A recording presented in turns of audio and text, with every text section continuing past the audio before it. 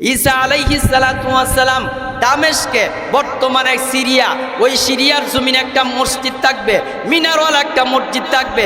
ওই মসজিদের মিনারার মধ্যে ঈসা আলাইহিস সালাতু ওয়াস সালাম মালাইকা দুইজন ফেরেশতার কাঁধের মধ্যে বর করে করে ওই ঈসা নবী দামেস্কের মসজিদে আগমন করবেন। সুবহান, আগমন করবে। এমনিতে ওই দামেস্কের মসজিদে আসরের আজান হবে, এই মসজিদের ইমাম সাহেব হবে ইমাম মেহেদী আলাইহিস সালাম। ইমাম মেহেদী ইমামতি করবে। এমনি আসরের আজান হবে, ভিতরে একামাত চলবে। একামাত চলার পরেও আল্লাহু আকবার বলতে যাইবে ইমাম মেহেদী। আল্লাহ এমনি খালি হাতরা উড়াইবে, হাতরা আর তাকবীরুল্লাহ বাঁধবে না। বলে কি ব্যাপার? মুসল্লিরা বলবেন, ও ইমাম সাহেব, আপনি দিয়ে এমনভাবে হাত তুলছেন, আপনি হাত ছাড়া দিলেন, ব্যাপার কি?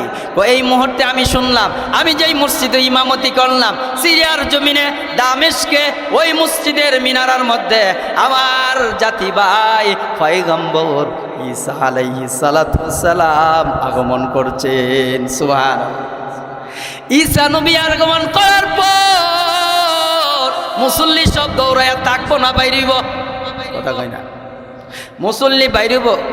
এই মসজিদের মধ্যে নামাজ পড়ে আসারের এই বাড়িতে আগুন লাগছে, দুই একজন থাকবো, সব বাইরে যাবো, কথা ঠিক কিনা? সব বাইরে যাবো, বলে আগুন নিবাই দিব। ইমাম মেহেদী আলাইহিস সালাতু ওয়াস সালাম তিনি যখন এই কথাটা বললেন, এই কথাটা বলার সঙ্গে সঙ্গে মুসল্লি যারা আসিল সব বাইরে গেছে গা। আরে কি ব্যাপার, এই পয়গম্বর ঈসা আলাইহিস সালাতু ওয়াস সালাম নাকি আমরা মসজিদের মধ্যে ছাদের উপরে নামছে? তখন সবাই তাকায়া দেখবে সুন্দর টকটকে সুন্দর ঈসা আলাইহিস সালাতু ওয়াস সালাম ছাদের উপরে। সুবহানাল্লাহ। শুধু তাই নয়, তাই নয়, ও আমার যুবক ভাইরা, বুড়া বাবারা, আমরা কেমন নবীর উম্মত, কিন্তু সে নবী না, ঈসা নবী এখন আর নবী না। বুঝাইতে চাই আমার পয়গম্বর কেমন পয়গম্বর ছিলেন, আমার নবী মদিনাওয়ালা কামলেওয়ালা নবী কেমন নবী ছিলেন উম্মতের জন্য। ঈসা নবী যখন মসজিদের ভিতরে সকলে লইয়া মসজিদে যাইবে নামাজ আদায় করার জন্য, ইমাম মেহেদী বলবেন, ও ভাই ঈসা, এই মুহূর্তে আপনি আসরের ইমামতি করেন। আপনি ইমাম সাহেব ইমামতি করেন। এবার ঈসা আলাইহিস সালাতু ওয়াস সালাম তিনি ডাক দিয়ে বলবেন, ও ভাই ইমাম মেহেদী, আমি এখানে আসলাম, কিন্তু আমি এখন আর ঈসা নবী না। আমি আল্লাহর কাছে দোয়া করতাম, আল্লাহুম্মা জাআলনি উম্মতি মুহাম্মাদিন সাল্লাল্লাহু আলাইহি ওয়াসাল্লাম। ও আল্লাহ, আমি ঈসার দিকে উম্মতে মুহাম্মদের উম্মতের অনেক দাম, অনেক দাম। আজকে আমি এখানে আসলাম, কিন্তু আমার মৃত্যু হয় নাই। ইসলামের পক্ষে কথা বলবো, আমি জিহাদ করব, এরপরে আমি দ্বীনের পক্ষে কথা বলবো, এরপরে আল্লাহ আমাকে মৃত্যু দান করবেন। ইমাম সাহেব, ইমাম মেহেদী, আপনি আসরের নামাজ আদায় করেন, আসরের নামাজ আদায় করেন, কারণ আমি হইলাম এখন উম্মতে মুহাম্মদের, আমি উম্মতে মুহাম্মদ সাল্লাল্লাহু আলাইহি সাল্লামের উম্মত, আমি নবী না। সুবহানাল্লাহ। তিনি এখন আর নবী না, কি না? নবী না। আমার যুবক ভাইরা, আমরা বুঝি না। আমি আপনাদের সামনে বলছিলাম, ওয়া আকিমুস সালাত ওয়া আতুজ যাকাত, মাহফিল চলে, ওয়াজ চলে, তাফসীর চলে, সব চলে, কিন্তু কি চলে না? নামাজ চলে না, রোজা চলে না, কথা ঠিক কিনা? তাফসীর অভাব নাই, তালিমের অভাব নাই, নামাজির অভাব। শুধু তাই নয়, আল্লাহ বলেন ওয়া আকিমুস সালাত ওয়া আতুজ যাকাত, যেখানে নামাজের কথা এখানে যাকাতের কথা। কেন বা যাকাতের কথা আল্লাহ আনলেন? নামাজের কথা আনছে, নামাজই তো ভালো, আবার যাকাতের আলহামদুলিল্লাহ, আলহামদুলিল্লাহিল্লাযী জাআলা আশ-শামসা ওয়াল কমারা বিহুসবান ওয়ান নাজমা ওয়াশ-শাজারা ইয়াসজুদান وفضل زمانا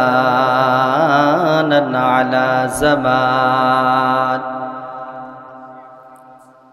كما فضل مكانا على مكان وإنسانا على إنسان ونشهد أن لا إله إلا الله وحده لا شريك له لا ضد له ولا ند له ولا مثل له ونشهد أن سيدنا وسندنا وحبيبنا وطبيب ربنا وطبيب قلوبنا ومولانا محمدا عبده ورسوله أرسله الله تعالى بالحق بشيرا ونذيرا وداعيا إلى الله بإذنه وسراجا منيرا عما بعد فأعوذ بالله من الشيطان الرجيم بسم الله الرحمن الرحيم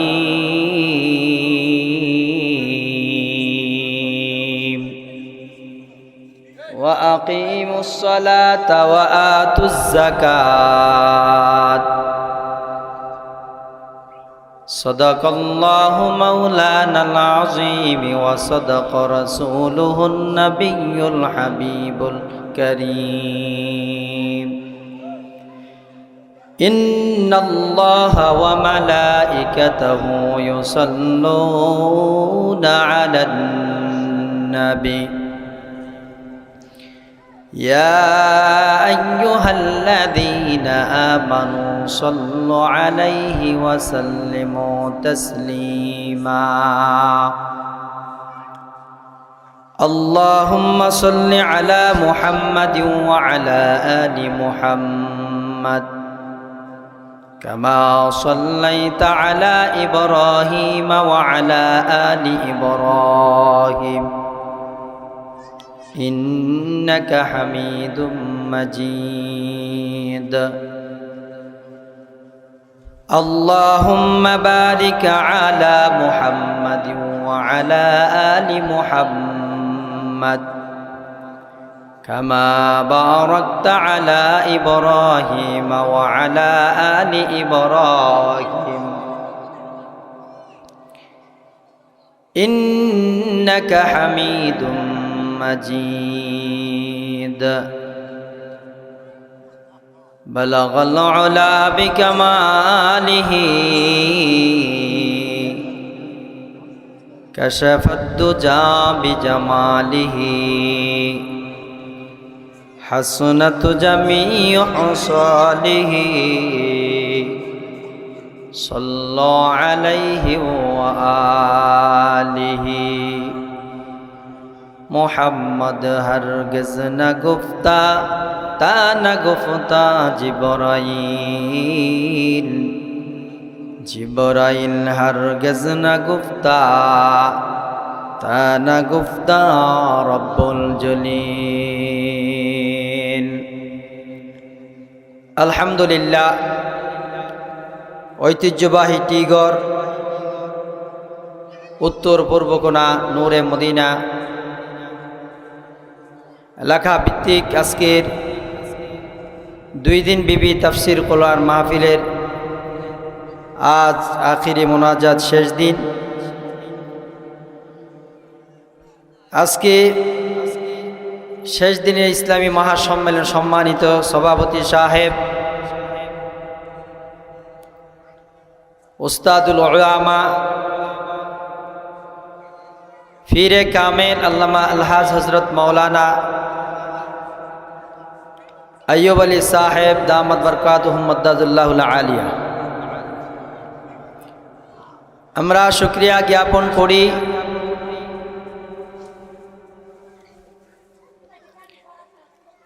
মহান ইজ্জতের দরবারে যে মনিব আমাদেরকে তথা ইসলামী জলসায় বেহেশতের বাগানে আল্লাহ তাআলা আমরা আমাদের আপন শক্তিতে আসতে পারি না, আল্লাহ তাআলা আমাদেরকে আনছেন, এই জন্য আমরা কালিমাতু শুকর আদায় করি আলহামদুলিল্লাহ। আমি আপনাদের সামনে ছোট্ট একটা আয়াত, যেহেতু সময় সংকীর্ণ, এর ভিতরেই থাকবো, অন্যদিকে যাব না ইনশাআল্লাহ। ওয়া আকিমুস সালাতা ওয়া আতুজ যাকাত, এই দুই জায়গাত, যাকাত এবং নামাজ, এখান থেকে আর লড়া যাবে না, লড়ার সুযোগ নাই, এর ভিতরেই থাকবো ইনশাআল্লাহ। তো আজকে আমরা এখানে মানুষ কিন্তু অভাব নাই, মানুষ যথা ভালো, এখান থেকে ওই পাড়া পূর্ব পাড়া পর্যন্ত মানুষ। তো আমরা এইটা কার মাধ্যমে পাইলাম? বলে এটা একটা দ্বীনি মজলিস, নবী ওয়ালাদের মজলিস, আল্লাহ ওয়ালাদের মজলিস, ফির মাশায়েখদের মজলিস, যে আমরা একজন নবী পাইলাম। এই নবীর নাম হচ্ছে মুহাম্মাদুর রাসূলুল্লাহ সাল্লাল্লাহু আলাইহি ওয়াসাল্লাম।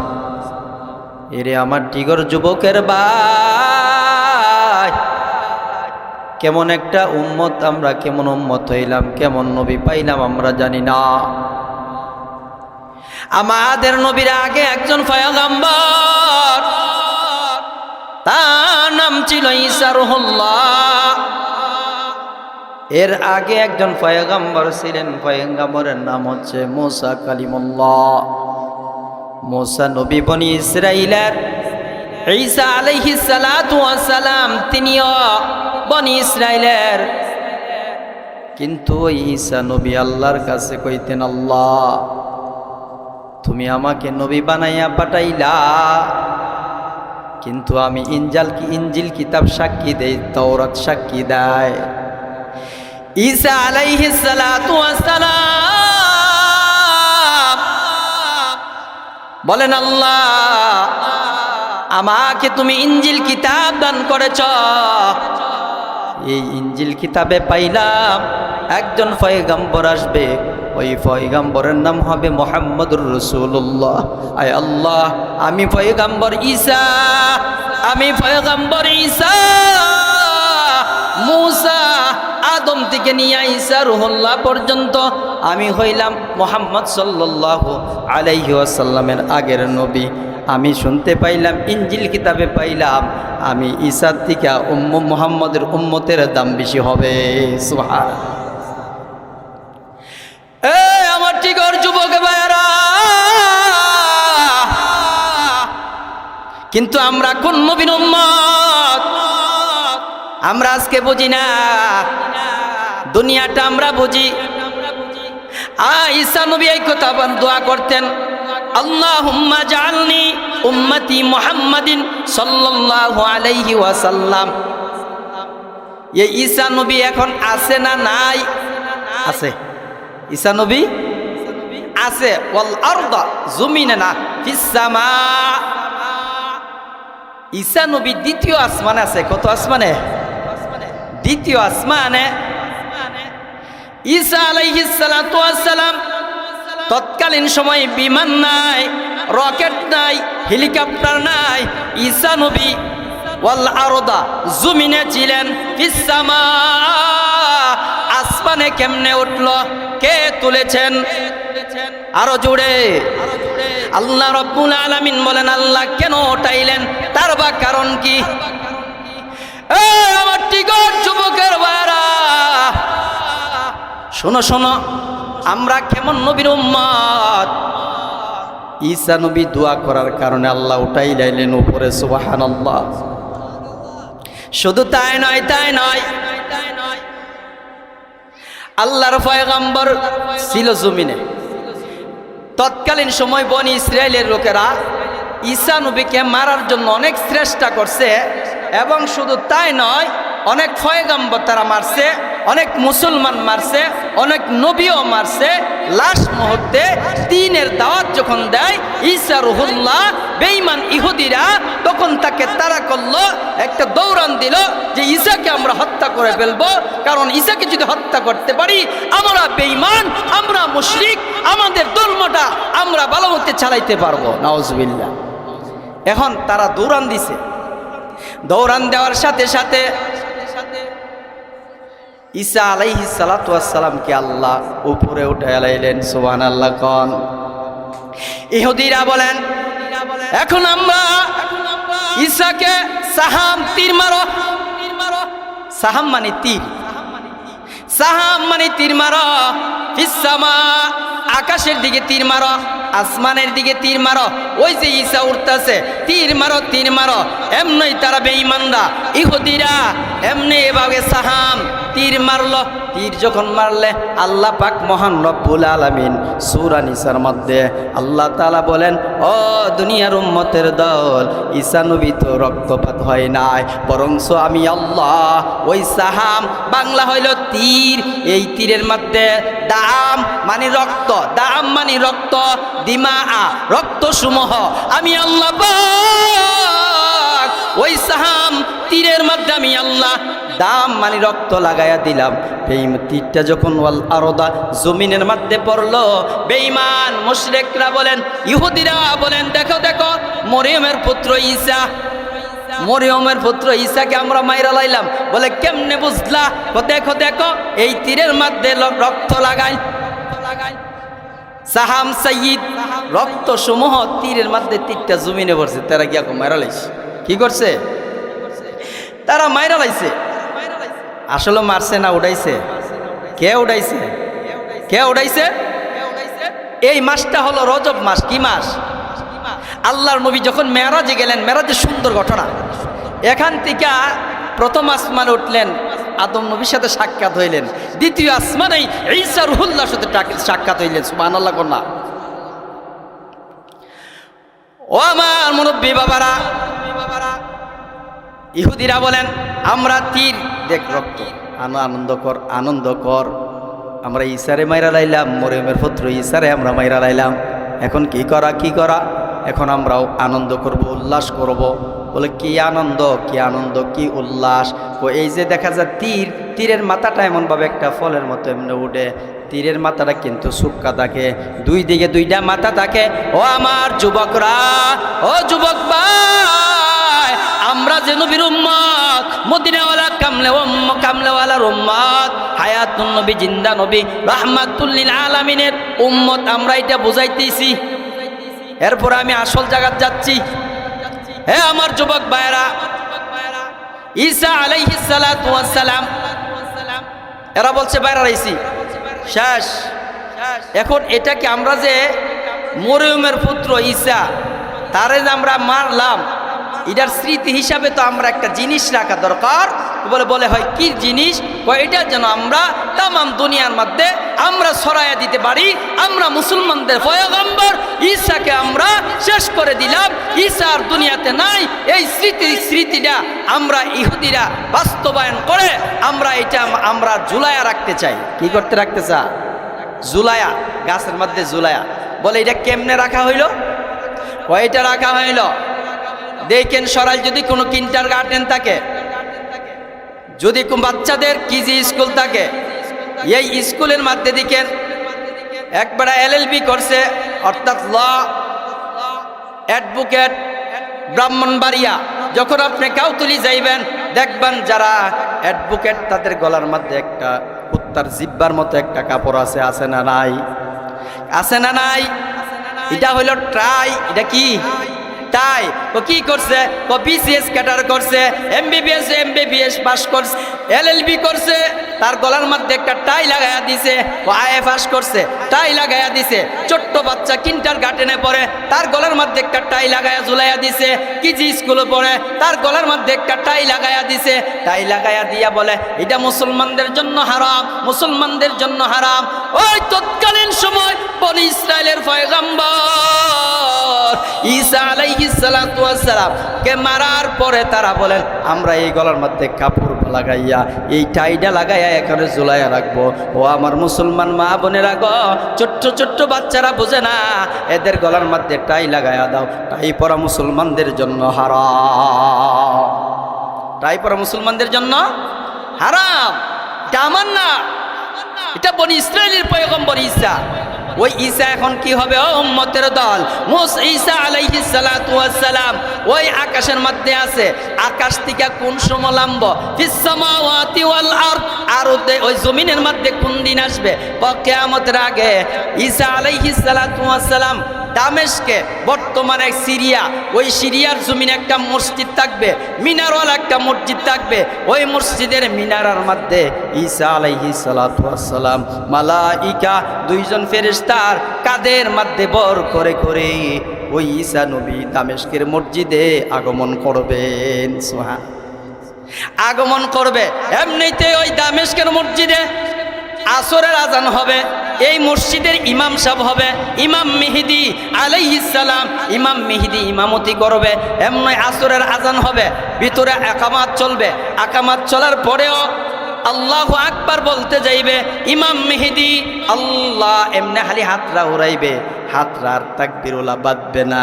বলে কি ব্যাপার? মুসল্লিরা বলবেন ও ইমাম সাহেব, আপনি দিয়ে এমনভাবে হাত তুলছেন, আপনি হাত ছাড়া দিলেন, ব্যাপার কি? এই মুহূর্তে আমি শুনলাম, আমি যেই মসজিদে ইমামতি করলাম সিরিয়ার জমিনে দামেস্কে, ওই মসজিদের মিনারার মধ্যে আমার জাতি ভাই পয়গম্বর ঈসা আলাইহিস সালাতু ওয়াস সালাম আগমন করছেন। সুবহানাল্লাহ।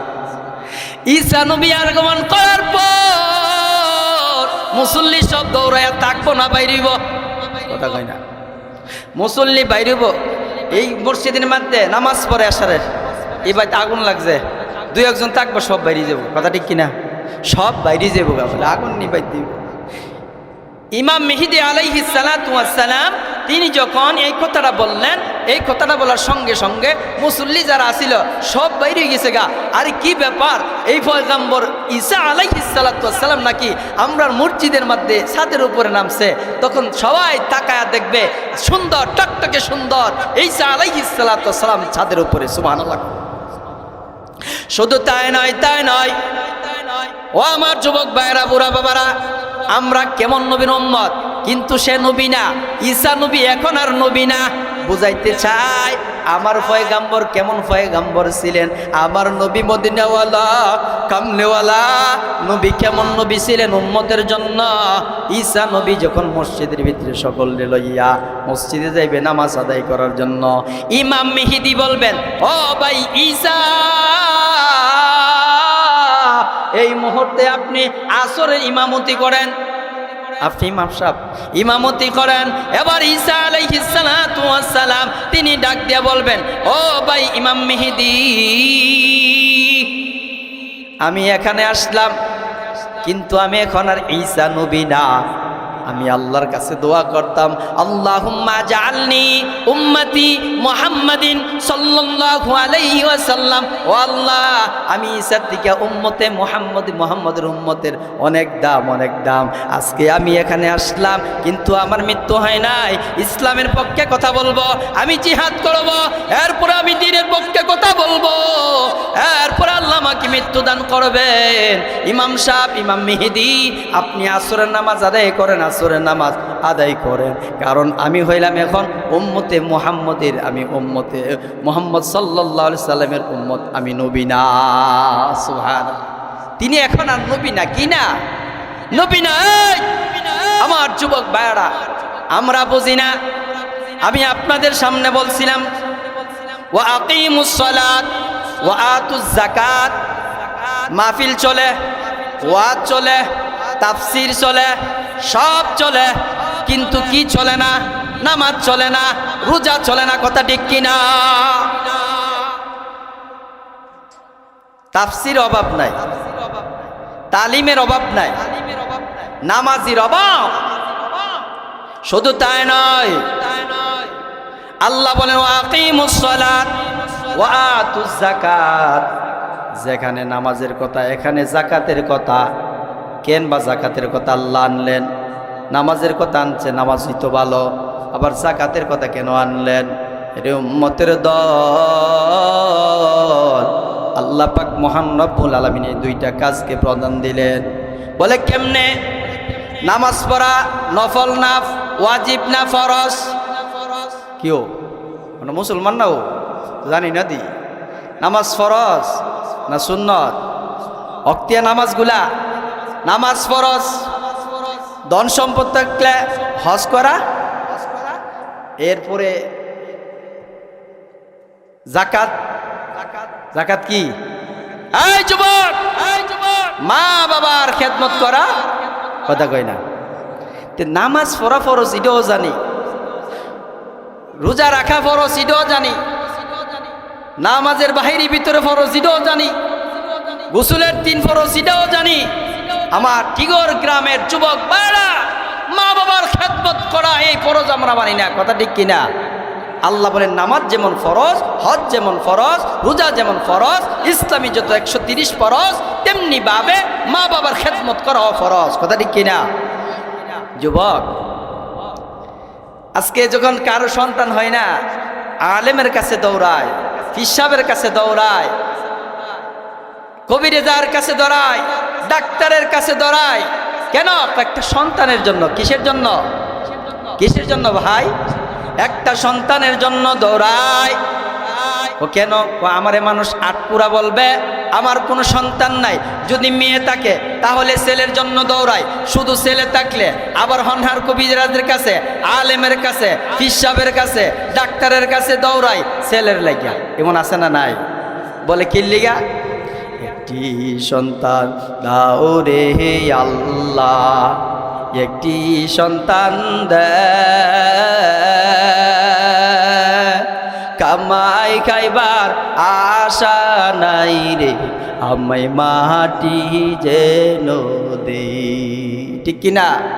এইটা আশা করে আল্লাহ বলেন ওয়াকিমুস সালাত ওয়া আতুজ যাকাত। যেখানে নামাজ ওখানে কেন যাকাত আনলেন?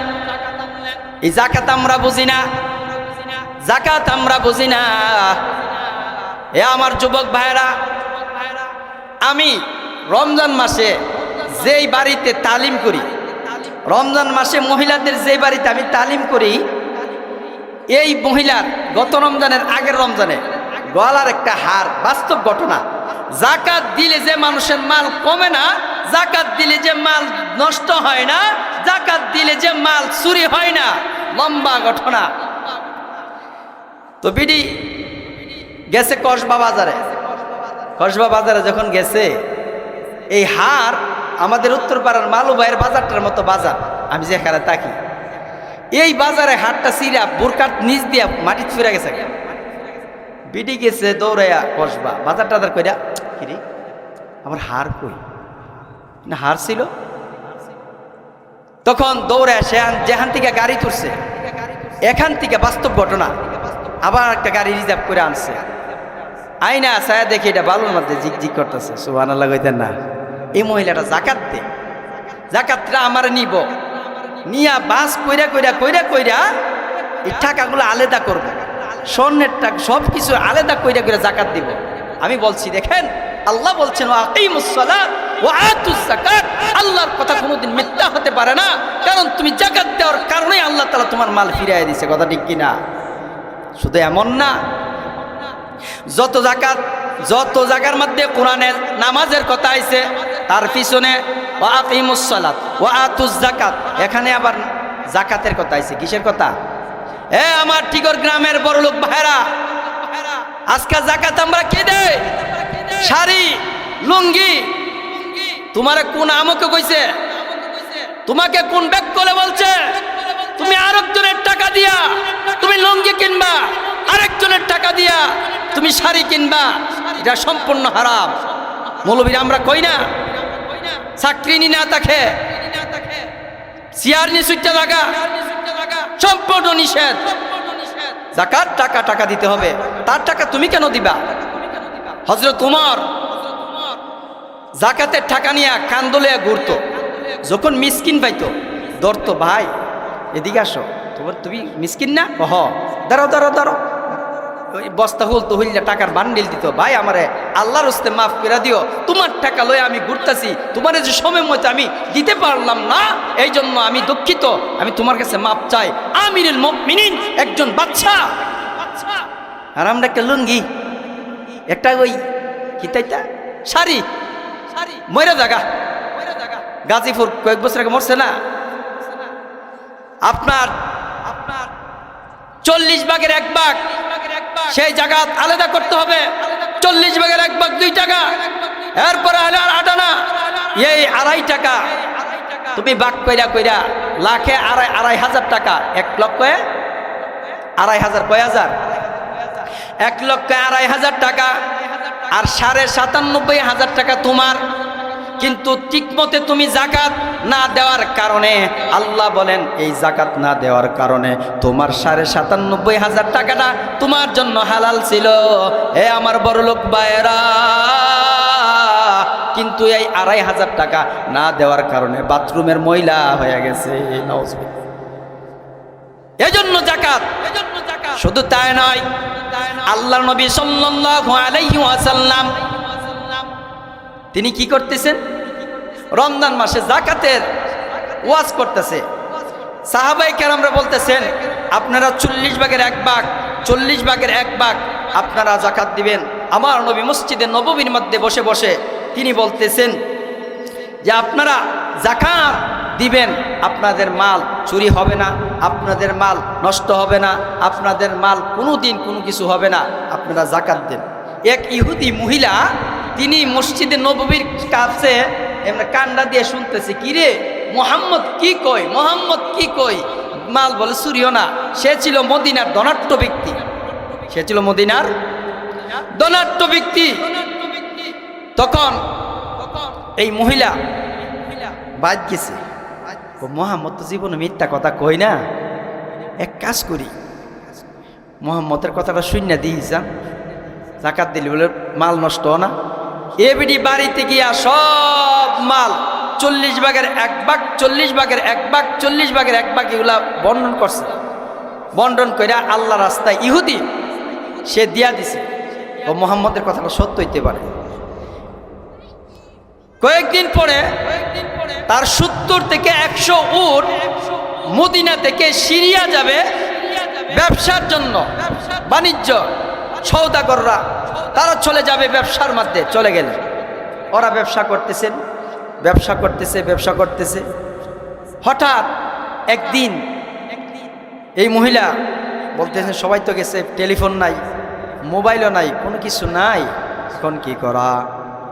এই মহিলা ডাক দিয়া কয়, মুহাম্মদ দেখলাম রমজানে জাকাতের কথা সুন্দর বয়ান করে, বয়ান করে, বয়ান করে।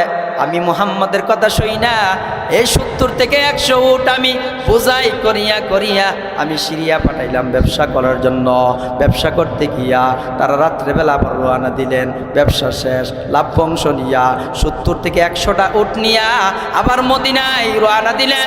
মদিনায় আসতে আসতে সিরিয়া এবং মদিনার মাঝামাঝি জায়গার মধ্যে গভীর রাত্রে হঠাৎ করে তাকায়া দেখে অন্য নোটগুলা যে আসছে তাদেরকে ডাকাইতের দলেরা দৈরাত সব কিছু রাখিয়ে দিচ্ছে। কি করছে, সব মদিনা আওয়াজ হয়ে গেছে।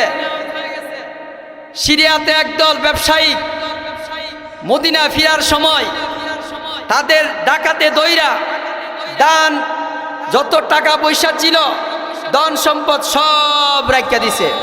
আর ইহুদি মহিলা তিনি বলতেছেন মুহাম্মদ রাত্র ফুয়া এলো, এরপর তুমি বুঝবা, তুমি বলছো জাকাত দিলে মাল চুরি হয় না, আর আমার মাল হি দিকটা সিরিয়াতে আইতে মাল চুরি হয়ে গেছে গা। আল্লাহ নবী কোনোদিন মিথ্যা কথা বলে নাই। এবার গভীর রাত্রে বিড়ি একবার ঘুমায় মহিলা, একবার ঘুমায়, আর একবার উঠে। কি ব্যাপার, 70টা উঠের মধ্যে মাল তো কম না, কি ব্যাপার, এখন একবার ছটপট ছটপট করে। এবার রাত 3টা 3:30টার দিকে তাকায় দেখে বিড়ির ওই মহিলার উড়ানের মধ্যে সকল উটগুলা হেন করতেছে, টপ টপ করতেছে। তারা আর ডেক দেয় না, ম্যাডাম রে, ম্যাডাম তো বড় লোক। এবার এখানে 70 জনের একজন যিনি প্রধান আমির, সে বলতেছে আমরা কেউ ডাক দিবার কাম নাই, সকালে ঘুম তো ওইটা দেখবে। এবার সকাল থেকে ঘুম থেকে ওইটা লাভ দিয়ে দরজাটা হইলা বেরিয়ে আইছে, বেরিয়ে তাকায়া দেখে 70 থেকে মতান্তরে 100টা উট তার বাড়ির মধ্যে। সুবহানাল্লাহ। বিনি মুস্কি হাসি দেখো, কিরে ডাকাতে ধরছে না তোরারে? ও ডাকাতে কেমনে ধরবো, কেমনে? আমাদের আগে যারা ছিল তাদের সমস্ত ধন সম্পদ নিয়ে গেছে, টাকা পয়সা লুটপাট করে নিয়ে গেছে ডাকাতের দল। কিন্তু যেই জায়গার মধ্যে ডাকাতি হবে, আমার যে প্রধান যে উটটা আগে যেই উটটা, এই উটটা ডাকাত যেখানে ডাকাতি করতেছে, এই জায়গার মধ্যে হঠাৎ কইরা একটা গর্তের মধ্যে তার পা পড়ছে, পা পইরা সে উটটা বয়ে গেছে। উটটা যখন বৈশা গেছে, বাকি 69টা উট বৈশা গেছে। সুবহানাল্লাহ। ডাকাত যে জায়গার মধ্যে আছে ওই জায়গার পর্যন্ত আমরা পৌঁছতেই পারি নাই, আমরা তো ডাকাত দেখেই নাই। সুবহানাল্লাহ কইতেন না? মহিলা ডাক দিয়া কইলা, না এই মাল সিরিয়া যাওয়ার আগে আমি একটা জিনিস করছিলাম। ও কে করছিলা? ও মোহাম্মদ রে সবাই শত্রু ভাবে, মোহাম্মদ রে সবাই দুশমন ভাবে। না না না, মোহাম্মদ বলছে যাকাত দিলে মাল ধন সম্পদ নষ্ট হয় না, যাকাত দিলে কোনোদিন কোনো কিছু হয় না, বিপদ আপদ হেফাজত করেন আল্লাহ আল্লাহ। কিন্তু আমি মোহাম্মদের কথাটা সত্য পাইলাম, আজকে মোহাম্মদের কথার সত্য জানিয়া আমার মালগুলা সব ফিরিয়ে আসছে। আমি এখনই গিয়া মোহাম্মদের হাত ধরে মুসলমান হয়ে যাব। তাহলে জাকাত, এখন জাকাত কার উপরে, কেমনে? এই আয়াত কিন্তু ছোট, আকিমুস সালাত ওয়া আতুজ যাকাত, এই দুই আয়াতটা ছোট্ট, কিন্তু ঘটনা এখানতে করতে করতে ব্রাহ্মণবাড়িয়া গেল, শেষ হবে না। তো যাই হোক, আমরা যারা একটা কথা আমল পাইলাম যে কোনোদিন শাড়ি আর লুঙ্গি কোনো মৌলবি, কোনো ফিসাব, কোনো আলেম কেউ বলতে পারবে না যে জাকাতের টাকা দিয়া লুঙ্গি আর শাড়ি কিনা, এটা সম্পূর্ণ হারাম। টাকাটা হলো কার? মিসকিনের। মিসকিনের হাতে তুলে দাও, তুমি তার টাকাটা মস্তানি করে এনে দে, বাবা এটা জাকাত দিতেছে। তো যাই হোক, আমি আপনাদের ছেলে, আমাদের জন্য সবাই, আমার জন্য সবাই দোয়া করবেন, আমিও দোয়া করি। আল্লাহ সুবহানাহু ওয়া তাআলা আমাদেরকে আমল করার তৌফিক দান করুক। ওমা তৌফিক ইল্লা বিল্লাহ। আসসালামু আলাইকুম ওয়া রাহমাতুল্লাহি ওয়া বারাকাতুহু। মাশাআল্লাহ, হুজুর অত্যন্ত গুরুত্বপূর্ণ